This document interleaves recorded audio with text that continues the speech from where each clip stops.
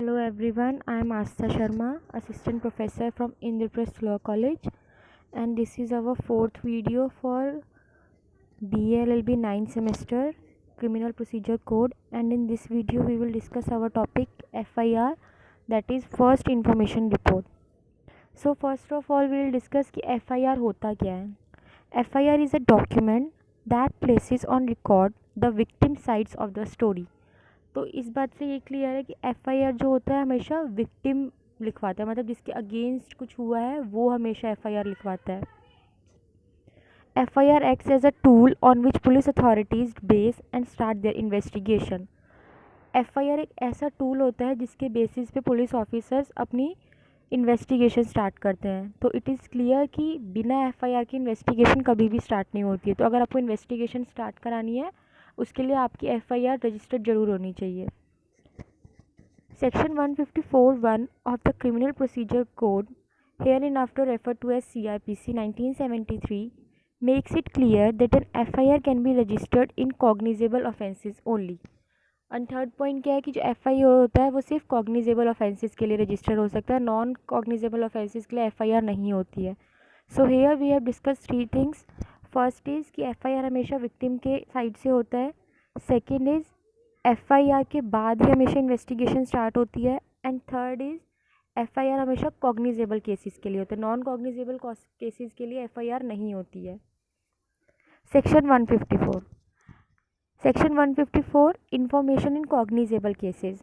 Section 154 Clause 1 CRPC elucidates that any information relating to the commission of a cognizable offence, if given orally to an officer in charge of a police station, shall be reduced to writing by himself or under his direction, and all such information, whether in writing or reduced to writing as aforesaid, shall be signed by the person who furnishes it.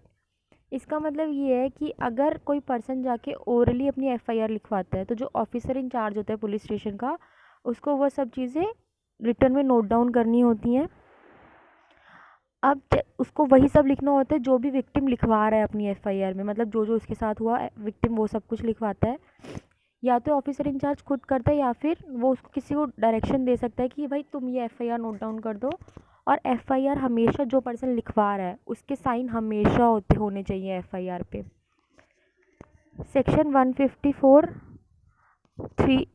Clause 3 CRPC explains that a complaint shall be given in writing or by post to the superintendent of police if any person is aggrieved by a refusal on the part of officer in charge of a police station to record the information referred to in this subsection.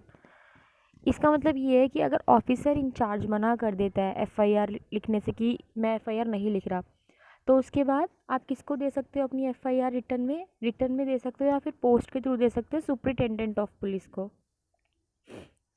अगर superintendent of police को कब देते हो, जब officer in charge मना करते हो. तो हमेशा आपको सबसे पहले किसको देनी होती है, अपनी ऑफिसर इंचार्ज को एफआईआर लिखवानी होती है. इन केस अगर ऑफिसर इंचार्ज मना कर देता है तब आप सुपरिटेंडेंट ऑफ पुलिस को देते हो अपनी FIR.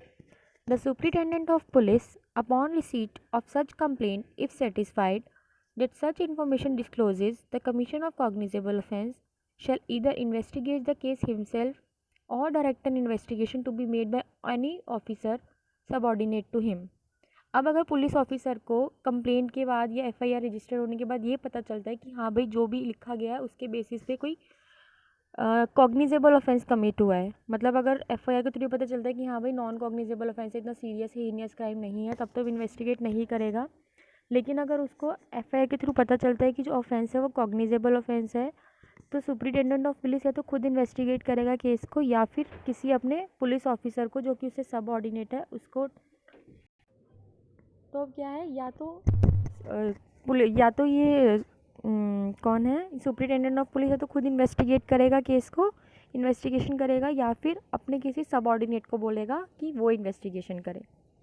Section 156 judicial magistrates power to investigate cognizable cases. Section 156 ये कहता है, अभी 154 में हमने ये पढ़ा कि कब जो है एफआईआर सब सुपरिटेंडेंट ऑफ पुलिस और ऑफिसर इंचार्ज को दे सकते हैं. 156 इज टॉकिंग अबाउट कि कब जुडिशियल मजिस्ट्रेट की पावर आती है कॉग्निजेबल केसेस को इन्वेस्टिगेट करने की. अदरवाइज इन्वेस्टिगेट कौन करता है? इन्वेस्टिगेट हमेशा पुलिस ऑफिसर्स करते हैं. Fine. Section 156(3) entails that any magistrate empowered under Section 190 may order an investigation by a police officer performing its duties under Chapter 12 of CRPC.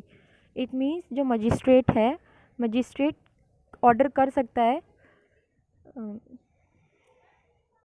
It is saying कि magistrate 156(3) के अंदर किसी भी police officer को बोल सकता है कि वो इन्वेस्टिगेशन स्टार्ट करे, मतलब इन्वेस्टिगेशन के ऑर्डर्स मजिस्ट्रेट कर सकता है. The above mentioned sections highlight the chronology series of remedies available to a person. Firstly, filing a complaint before the police official, and secondly, in the event of failure the registration of complaint by the official, one shall approach the SSP or SP of the said purpose. As I told you, सबसे पहले आपको officer in charge के पास जाके, मतलब जो भी normally officer in charge है उसके पास जाके अपनी FIR कंप्लेंट लिखवानी होती है.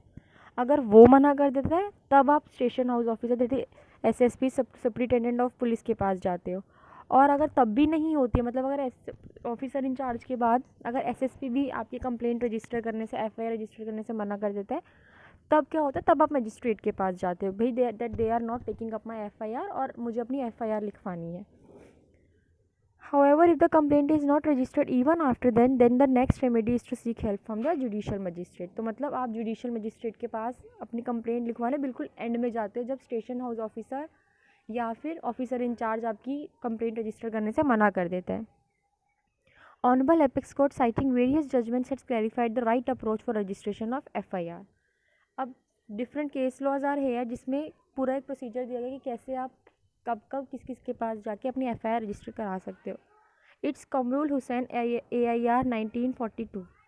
In this case, it was held that when the information which is first given to the police is of vague and infinite character, then it cannot be treated as a failing under Section 154. Any further information given to him such circumstances may fall within Section 154.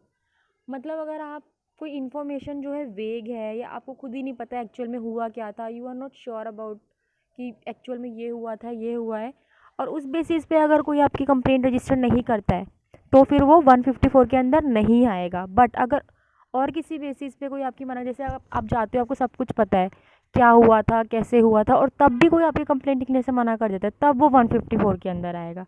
लेकिन अगर आप खुद sure नहीं हो, आपके पास वेग information है, तो उसमें क्या होगा? अगर आप पुलिस ऑफिसर को कोई वेग इन्फॉर्मेशन देते हो तो फिर वो 154 के अंदर कंसीडर नहीं करेगा उस चीज़ को. Vishnu versus state 1975 criminal law journal 517. Lodging of information or complaint in anti-corruption case must be regarded as FIR. So there are different things. Complaint different होती है एंड FIR डिफरेंट होती है. तो अगर आप कोई कंप्लेंट लिखवा रहे हो किसी एंटी करप्शन केस के अगेंस्ट, तो वो आपकी कंप्लेंट FIR के इक्वल ही कंसीडर होती है. उस केस में क्या होता है? आप ये नहीं कह सकते कि भाई ये तो कंप्लेंट है तो उसके ऊपर इन्वेस्टिगेशन नहीं होगी. नो, एंटी करप्शन के जो केसेस होते हैं उनको FIR के इक्वल ही माना जाता है.